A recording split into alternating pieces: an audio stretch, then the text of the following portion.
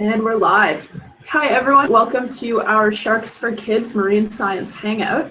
My name is Samantha Newell and I will be your host today. For those who don't know, Sharks for Kids' goal is to create the next generation of shark and ocean advocates through education, outreach, and adventure. If you head over to the sharksforkids.com website, you'll find all kinds of curriculum resources, photos, posters, videos, and interviews with shark scientists that you can use in your classrooms.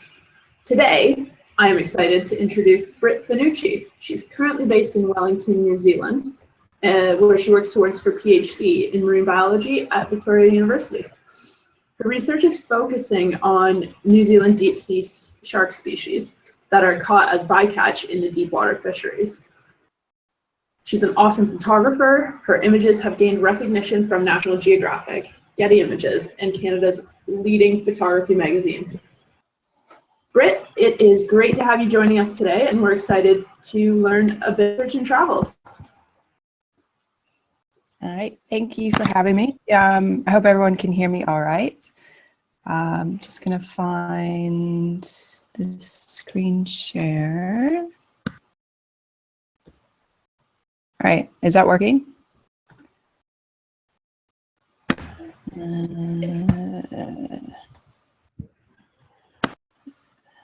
All right, can everyone see? Hopefully. Can't see anybody's face right now, so I'm just going to go on. So hello, everybody. Like Sam said, my name's Brit. I hang out in Wellington down in New Zealand right now, and I work on a bunch of very obscure-looking deep-sea Chondrichthyans. Now, Chondrichthyans are not just sharks, but they're relatives. They're skates, rays, and chimaeras as well. And these are all species that have one thing in common. They have cartilaginous skeletons. So they don't have bone like other fish do. Just a little bit of information about me. I'm originally from London, Ontario. It's clear that there's a few Ontario schools in here today, so hello back home.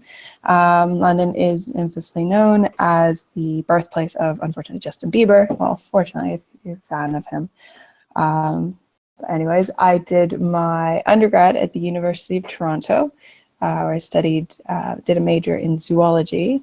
And after that, I moved down to New Zealand, where I did a master's in marine conservation, and then, like you've been told, my PhD in marine science. So New Zealand is at the bottom of the world.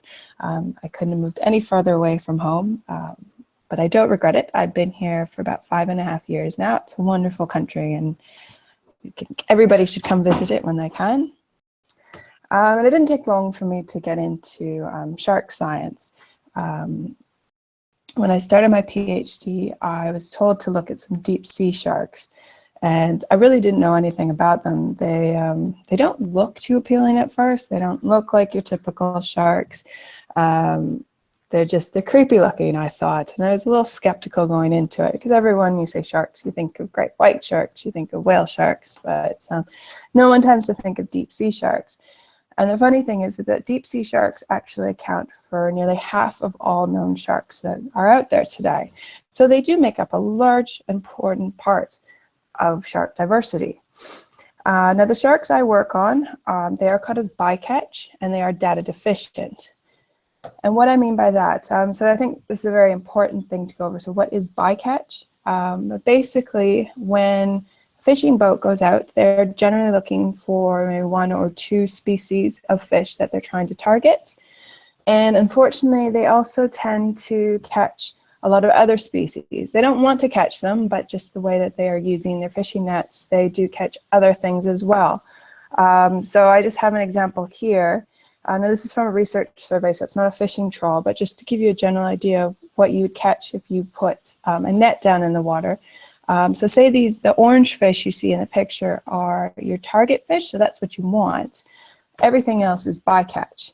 So it can be very wasteful, and like not all fisheries are like this, but unfortunately there is quite a bit out there. And yeah, like you can see, you are catching a lot of other animals apart from the animals that you want to catch.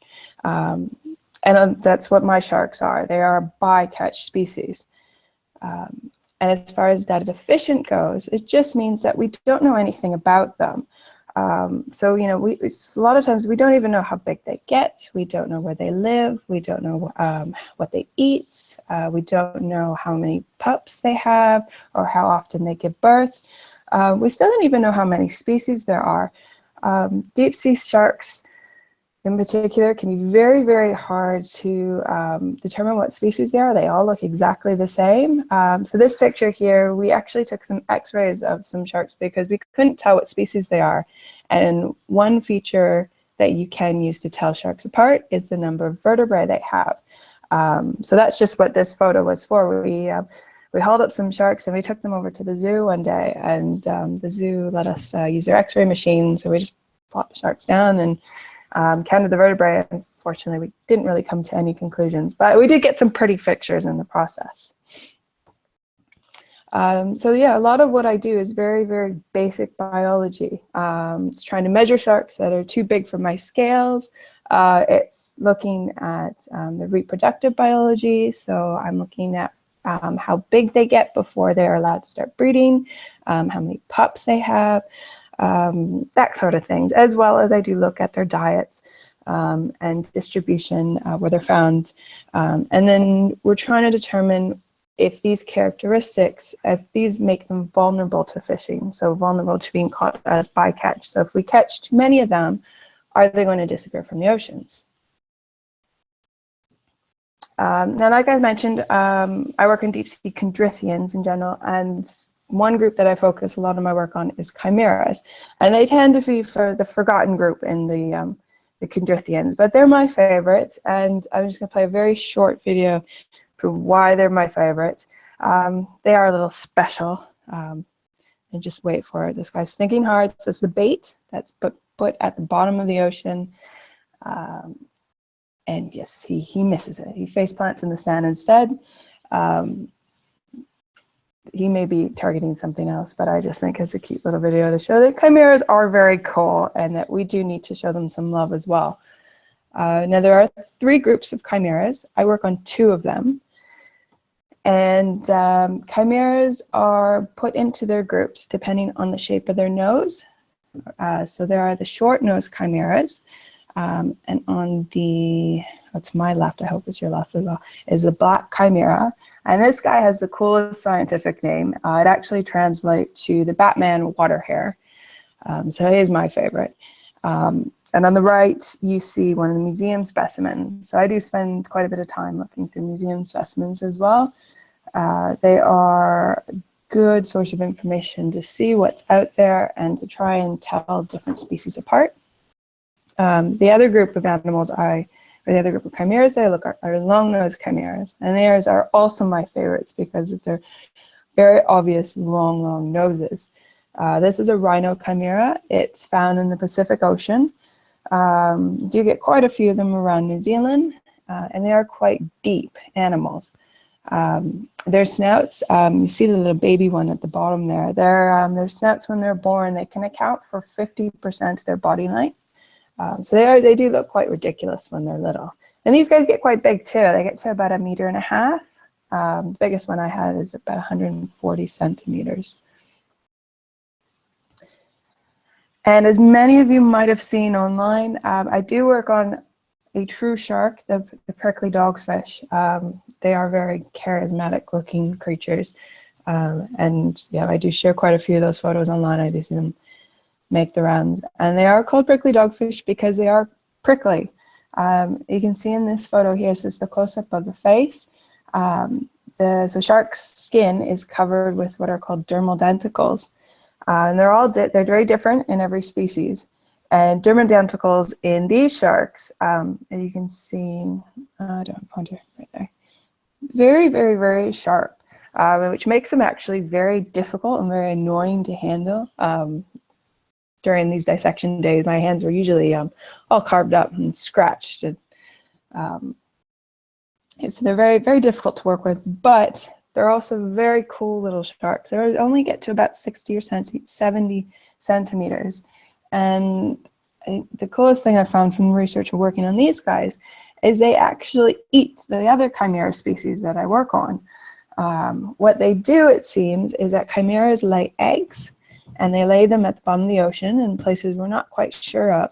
And these prickly dogs seem to just swim around and they take bites out of the eggs and suck up all the yolk. And occasionally we've got some embryos of chimeras in prickly dog stomachs. And with some DNA magic, we were able to confirm that these prickly dogs are predators of my other study species. So it's actually a cool little story that we can kind of weave everybody together. One of the main questions people ask when I tell them I study sharks is, do I go diving with my sharks? And the answer is a big fat no. Diving with sharks is cool, but the species I work on are deep sea, and they're generally found anywhere from 400 to 1,200 meters below the surface. So it's way, way, way too deep to go diving with them.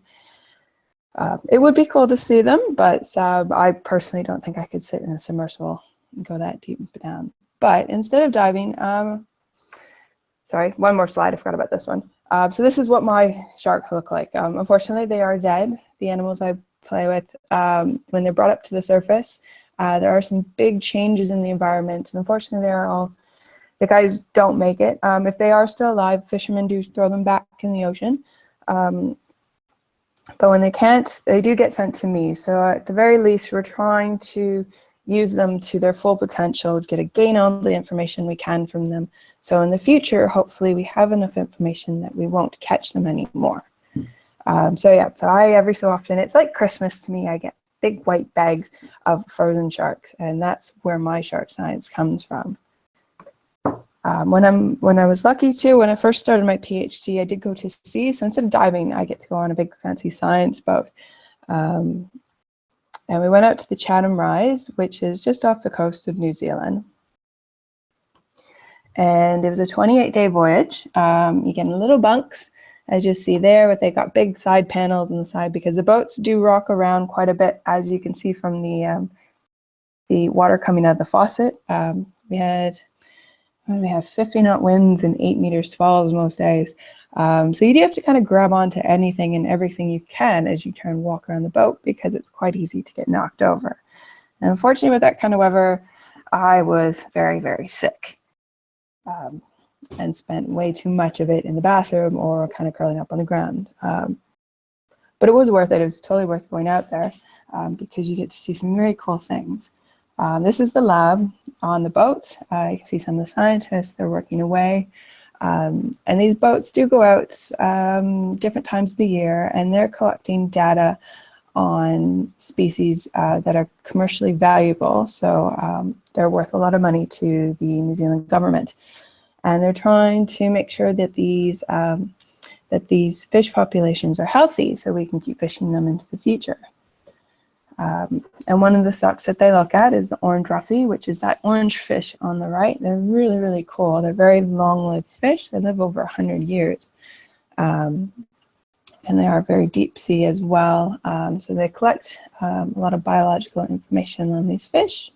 We do other things. We look at other species. A lot of it's counting all the little fish they collect as well.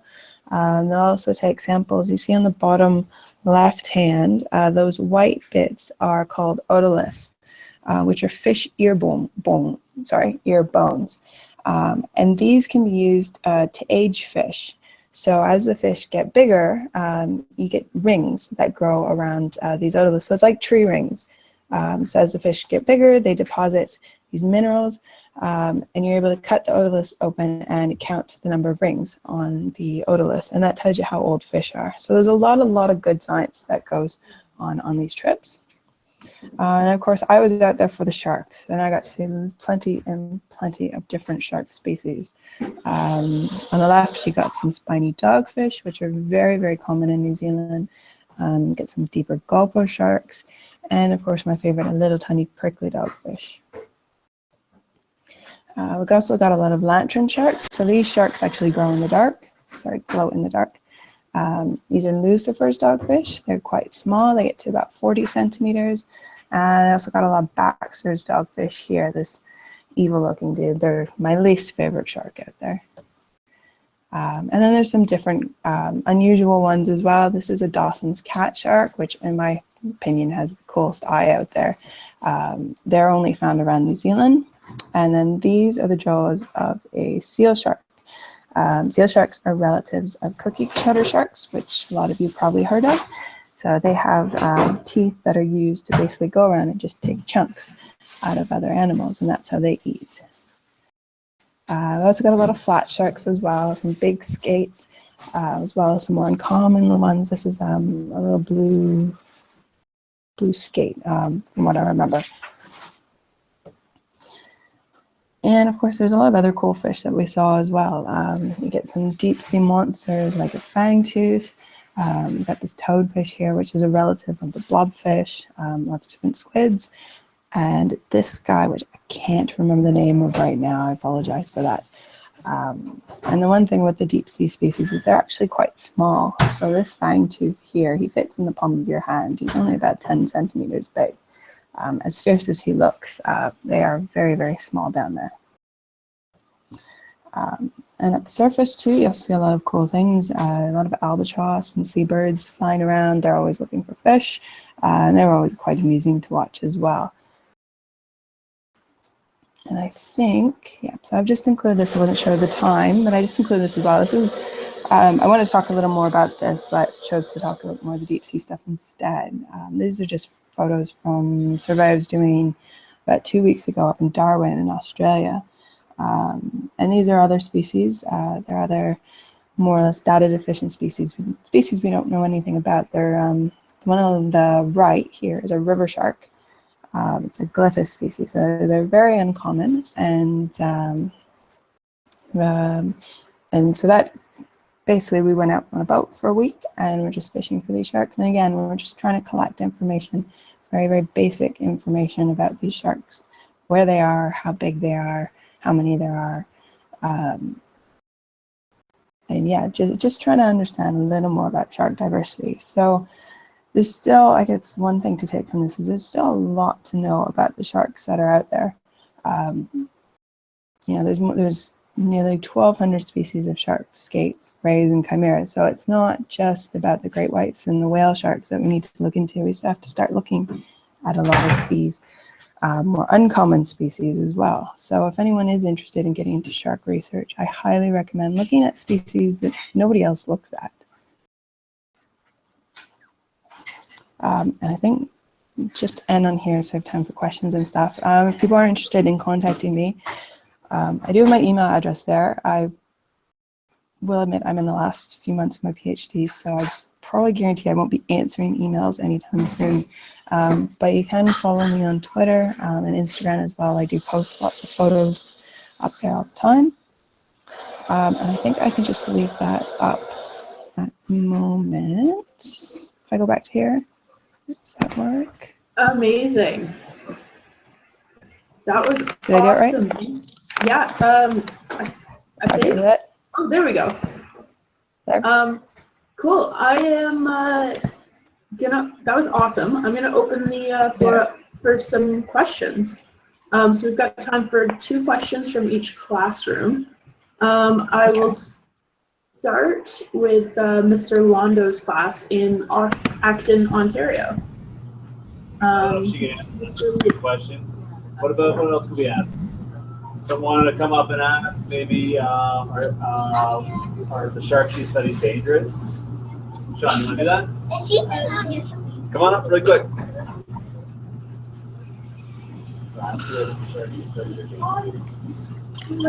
So come up right to here so she can see you, right in front, and say, race them out for her.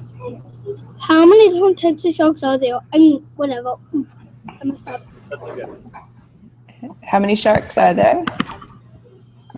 So if you include sharks and all their relatives, there are over 1,200 species. So about half of those are just sharks. And then you also have skates and rays and chimeras that make up the other half.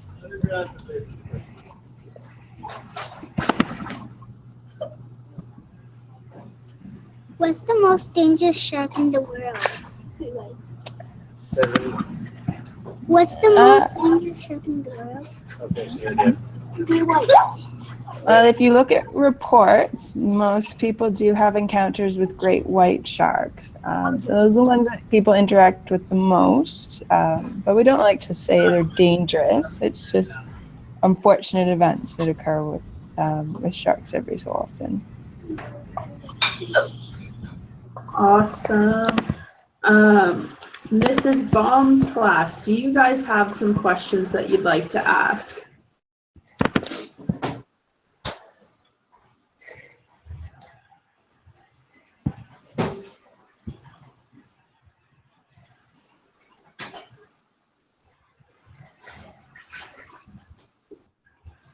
Does anybody have a question?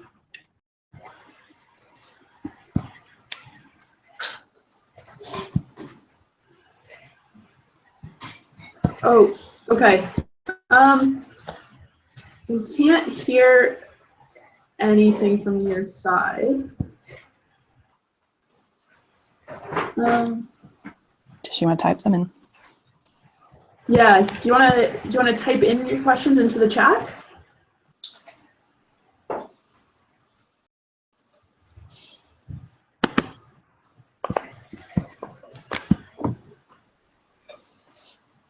And in the meantime, we can, oh, we've got one, and that is, what do sharks feel like?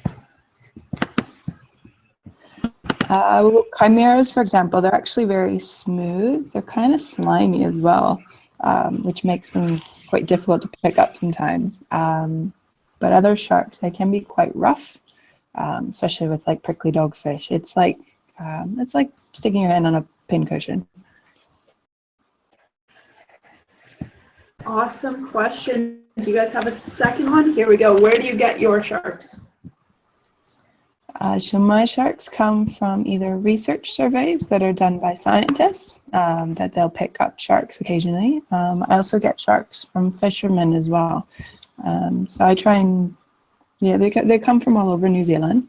And because they're quite uncommon to see, I collect them from anywhere and everyone that's willing to get them for me. Awesome. We'll ask Mrs. Pakunainen's class.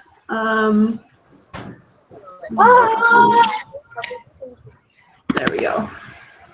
From Nipigon, Ontario. Everybody just would like to say hello if that's okay first before we get our questions started. Okay. All right, friends, do all right. Okay, sorry, we had Jessica coming up with a question. Do you rescue animals in trouble?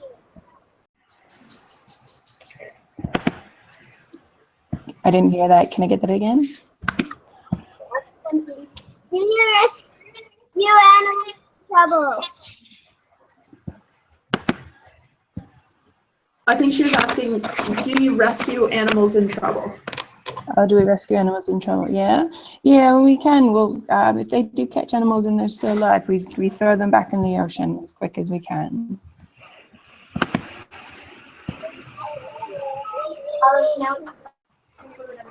Awesome. And one more question? Okay, Kayla, go ahead. This question is from Kayla.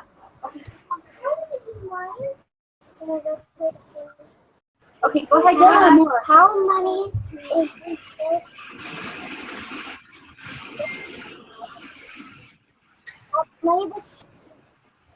We'd like to know how many fish do sharks eat on average on a day?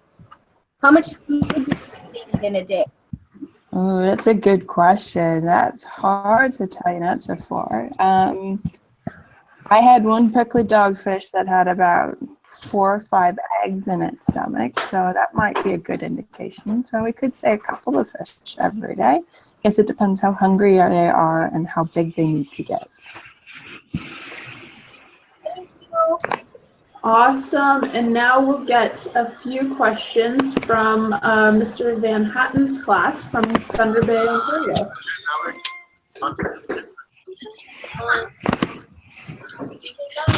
What are the attack rates involving chimaeras, and when they attack, is there a way to checking for a sign?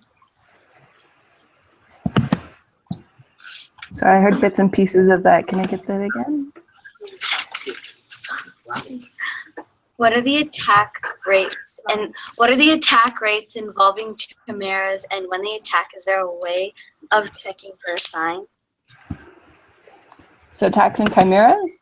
So there are not any attacks and chimeras. Chimeras try and stay well away from people. I will say there was one instance, because a lot of people fish for chimeras, and chimeras have, I don't know if you saw in the photos, but they have these really big spines on their back. And I have heard of one instance where a fisherman went to grab up a chimera and pull it up, and the way he pulled it up, the spine actually hit him in the chest. But other than that, chimeras are absolutely harmless. Those spines are there to protect them from bigger fish that try and eat them. They have rabbit teeth, actually. I should have shown you a photo of that. So they don't even have real shark teeth. So yeah, they can't hurt people, and they try and stay away from them as much as possible.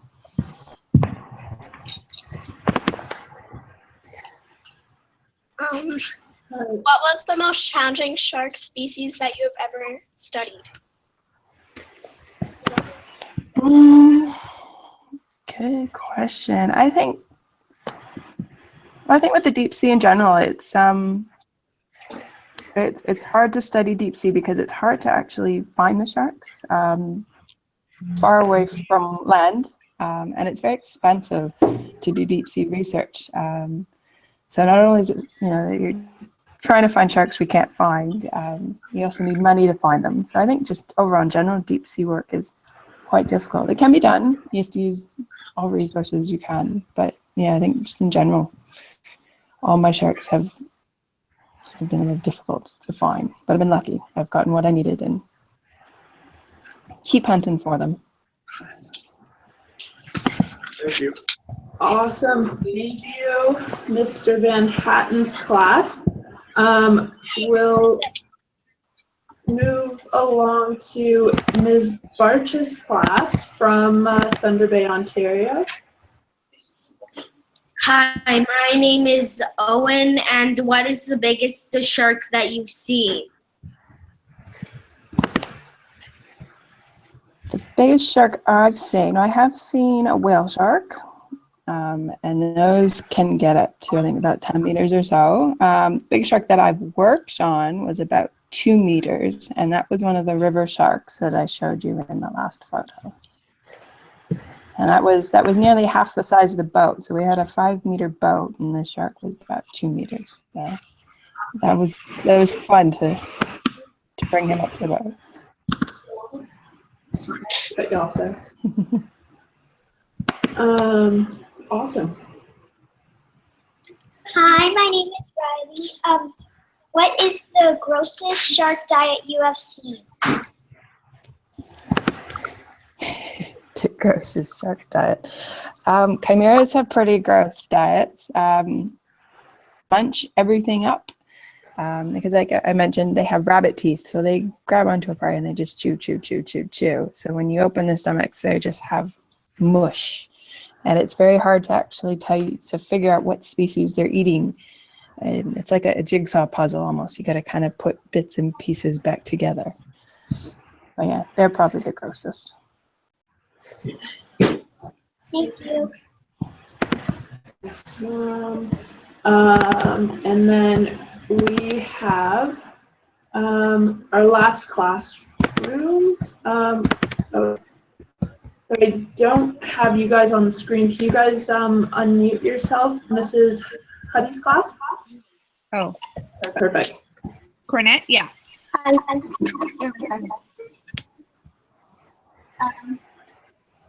Joshua, you not yet come on.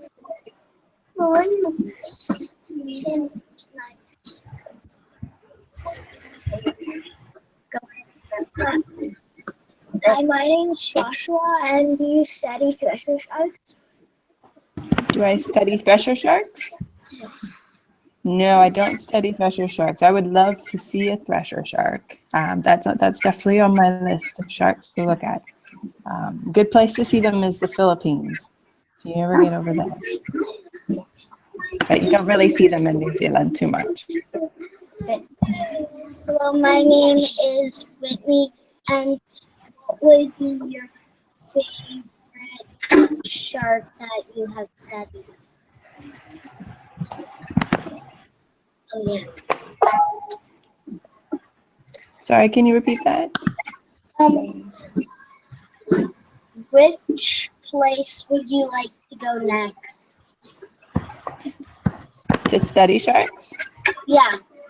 Yeah. I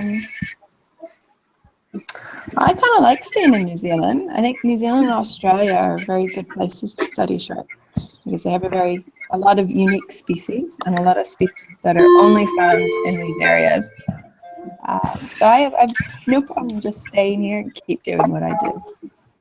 But you can find sharks all over the world. It just depends on what kind of sharks you want to look on. For deep sea stuff, New Zealand's a good place to be. Thank you. And sorry, I was wrong. We've got one last class here for some questions. But the microphone is muted. There we go. Do sharks really mean danger? No, not at all. Unfortunately, there are events every so often. People get in contact with sharks, and that's just that happens because we are going into their environments. It's not intentional. There's a lot of things you can do to minimize contact with sharks. You go swimming with a buddy. Don't go swimming at night. You can find all sorts of information on the internet. But sharks aren't out there to attack people.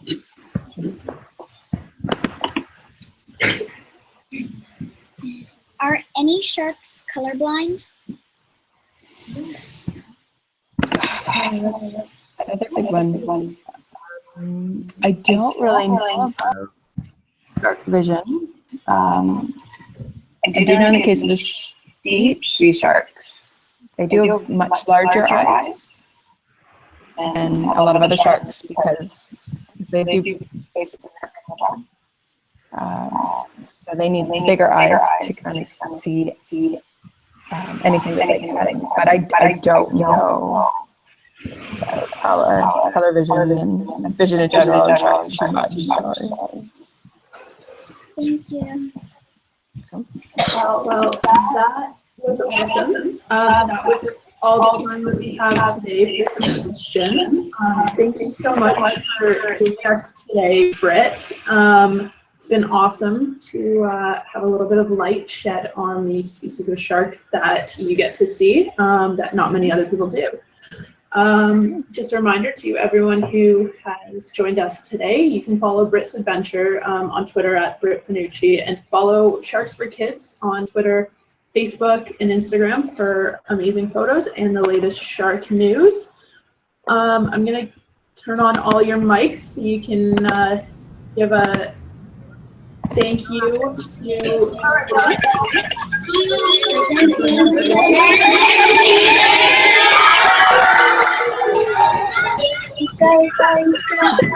Thank you for having me.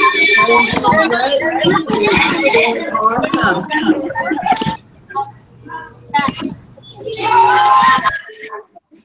Have a great day, everyone. Thank you.